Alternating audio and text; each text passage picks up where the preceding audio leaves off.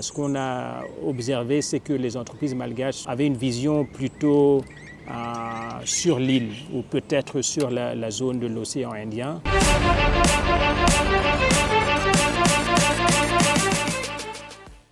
Je m'appelle Stephen Okello Odongo et je travaille pour l'université Stanford en tant que conseiller d'entreprise.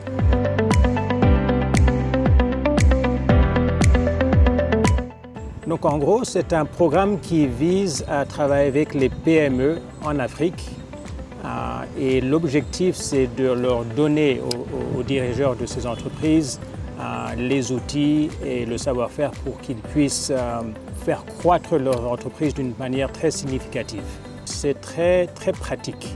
Il y a bien sûr cet aspect théorique parce qu'on travaille avec les professeurs de l'université, mais on essaie de vraiment transmettre les outils que les dirigeants et leurs équipes vont se servir pour vraiment comprendre et mieux appréhender leur entreprise et leur donner les outils pour qu'ils puissent vraiment transformer la trajectoire de la croissance de leurs objectifs pour qu'ils puissent avoir un impact pour eux-mêmes, leurs parties prenantes, les fournisseurs, les employés et bien sûr l'économie auquel ils sont.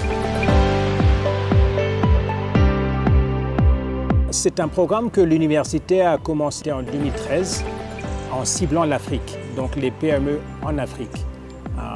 Et en gros, les critères, ça doit être des PME avec un revenu entre 300 000 $ et 15 millions de dollars qui ont été en existence au moins 3 ans. Donc on ne travaille pas avec des startups, mais des entreprises qui sont déjà là avec des clients, des revenus, des produits.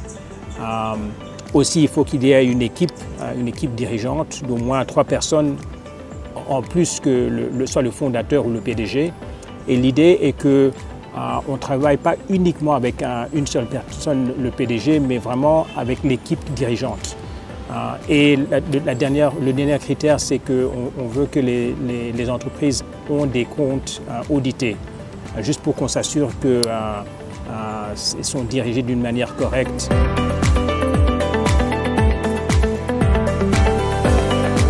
À ce jour, on a environ 1100 entrepreneurs qui ont complété le programme.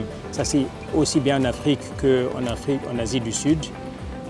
Et donc, ce qu'on a vu à travers le travail qu'on a déjà fait, c'est qu'on a plusieurs statistiques. Environ 30 000 emplois directs créés, donc les entreprises ont généré ce chiffre-là. Et en termes d'emplois indirects, donc suite à les activités qui ont augmenté, environ 100 000 emplois ont été créés. Les entreprises ont réussi à lever des fonds, donc environ plus ou moins 1 milliard de dollars de capitaux. Et aussi, ils ont eu un impact juste un petit peu moins d'1 milliard de dollars sur les économies locales, là où ils sont implantés. Donc en termes de valeur ajoutée aux économies. Donc c'est plus ou moins, il y a d'autres indicateurs, mais je crois que là sont les plus pertinents.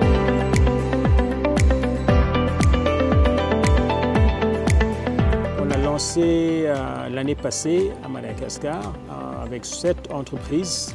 Cette année, on en a 3. Et donc la raison pour laquelle je suis ici, on essaie d'augmenter le nombre d'entrepreneurs malgaches au programme. En termes d'impact, on a vu, je dirais plutôt un changement de mindset au sein des entreprises malgaches. Ce qu'on a observé, c'est que les entreprises malgaches avaient une vision plutôt sur l'île ou peut-être sur la zone de l'océan Indien.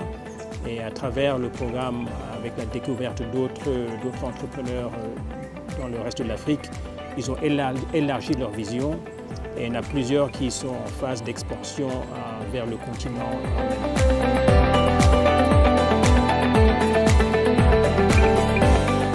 Donc un dernier petit message, n'oubliez pas de postuler avant le 15 mai. Si vous avez besoin de plus d'informations, renseignez-vous, il y a le site du programme Stanford Seed. Et n'hésitez pas à nous envoyer des questions si vous en avez. Et aussi, on pourrait vous mettre en contact avec les entreprises qui ont fait le programme l'année passée, ainsi que ceux qui sont dans le programme cette année. Merci beaucoup. Merci.